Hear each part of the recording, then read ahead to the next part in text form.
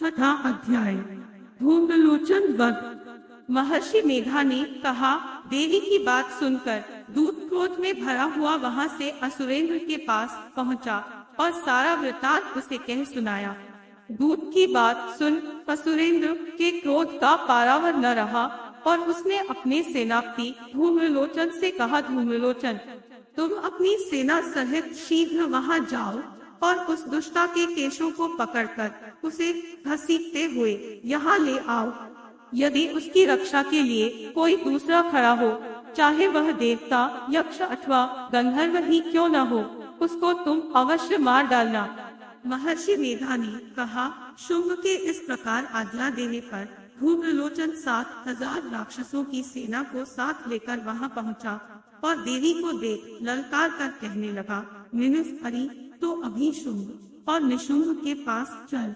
यदि तू प्रसन्नता पूर्वक मेरे साथ न चलेगी तो मैं तेरे केशों को पकड़ घसीटता हुआ तुझे ले चलूंगा। देवी बोली, मिनुस, असुरेंद्र का भेजा हुआ तेरे जैसा बलवान यदि बलपूर्वक मुझे ले जावेगा तो ऐसी दशा में मैं तुम्हारा कर ही क्या सकती हूँ। महर्षि मेधा ने कहा। ऐसा कहने पर धूम्रलोचन उसकी ओर लपका, किंतु देवी ने उसे अपनी हुंकार से ही भस्म कर डाला। यह देखकर असुर सेना क्रुद्ध होकर देवी की ओर बढ़ी, परंतु अंबिका ने उन पर तीखे बाणों, शक्तियों तथा फरसों की वर्षा आरंभ कर दी। इतने में देवी का वाहन भी अपनी ग्रीवा के बालों को झटकता हुआ और बड़ा भारी शब्द करता हुआ असुर सेना में कूद पड़ा।